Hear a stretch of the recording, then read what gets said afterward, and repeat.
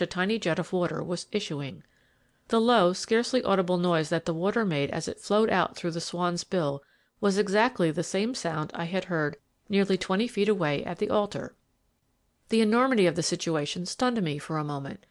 Then gradually, piece by piece, the plot revealed itself. The shape of the gallery was a true oval, a geometrical ellipse, the extraordinary acoustic properties of which I knew well.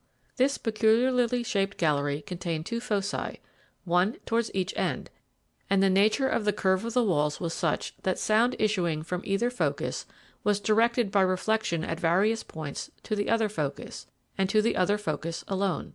Even across an enormous distance between, such would be the case.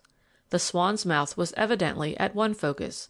The position of a man's head as he knelt at the altar would be without the slightest doubt at the other. Could the pipe be used as a speaking tube when the water was turned off? I felt so excited by this extraordinary discovery that it was only with an effort that I maintained my self-control.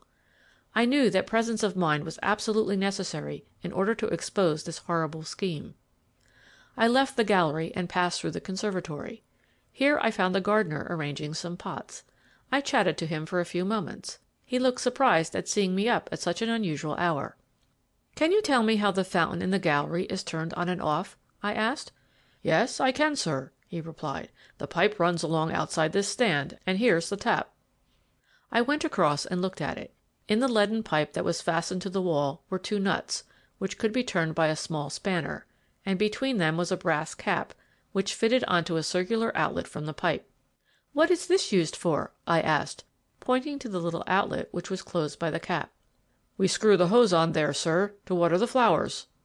"I see," I answered. "So when you use the hose, you shut off the water from the fountain in the gallery." "That's it, sir, and a wonderful deal of trouble it saves. Why it was never done before, I can't think." "When was it done, then?" I asked. My heart was beating fast. "It was Mr. Bagwell's thought, sir. He had it fixed on soon after he came. He wanted to have plenty of water handy in order to water the plants he brought back from India. But lor, sir, they'll never live through the winter, even under glass." I waited to hear no more. The whole infernal plot was laid bare. The second tap, which shut off the water both from the fountain and the hose pipe, was of course quite useless, except for Bagwell's evil purpose. I hurried straight up to Laurier's room. He was just preparing to rise. His astonishment when I told him of my discovery was beyond words. "Then by shutting off the water and applying his mouth to the place where the hose is fixed on, he could convey his voice to the swan's mouth like an ordinary speaking tube, which, owing to the peculiar construction of the gallery, would be carried across to the other focus at the altar?" he said. "Exactly," I replied. "And now, Dr. Laurier, you must please allow me to regulate our future plans. They're simply these.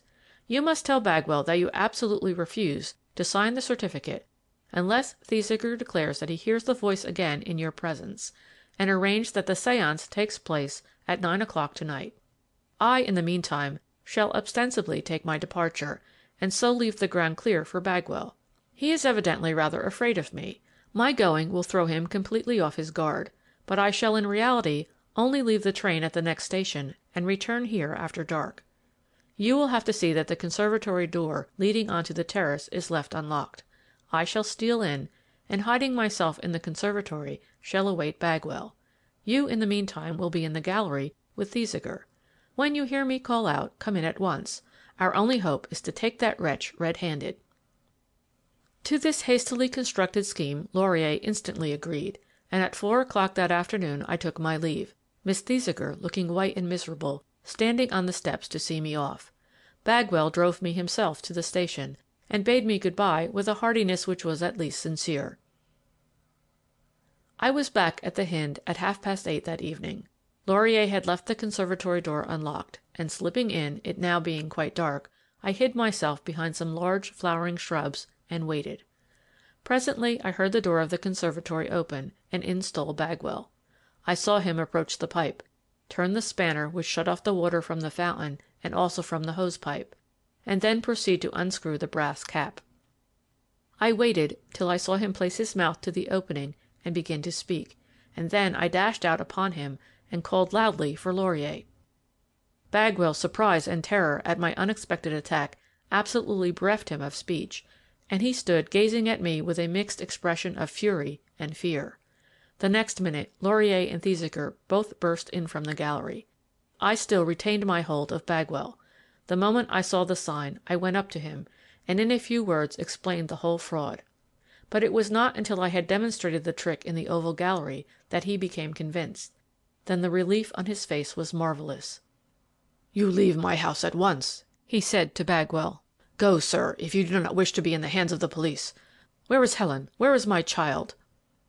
He had scarcely said the words, and Bagwell was just slinking off with a white face like a whipped cur towards the door, when Helen appeared upon the scene.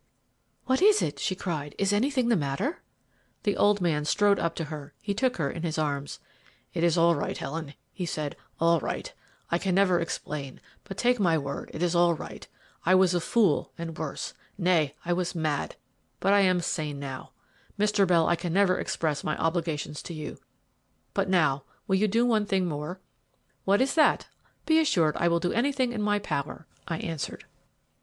"Then return here to-night and destroy Siva. How I could have been infatuated enough to believe in that senseless piece of wood is beyond my power to understand. But destroy it, sir. Take it away. Let me never lay eyes on it again." Early on the following morning, when I was leaving the house, Bagwell, who must have been waiting for the purpose, suddenly stepped across my path. "I have a word of explanation to give," he said. "You, Mr. Bell, have won, and I have lost. I have played a deep game and for a large cause. It did not occur to me as possible that any one could discover the means by which I made Siva speak. I am now about to leave England for ever. But before I do so, it may interest you to know that the temptation offered to me was a very peculiar and strong one. I had not been an hour at the Hynde before I suddenly remembered having spent some months in the old house when a boy. I recollected the oval gallery.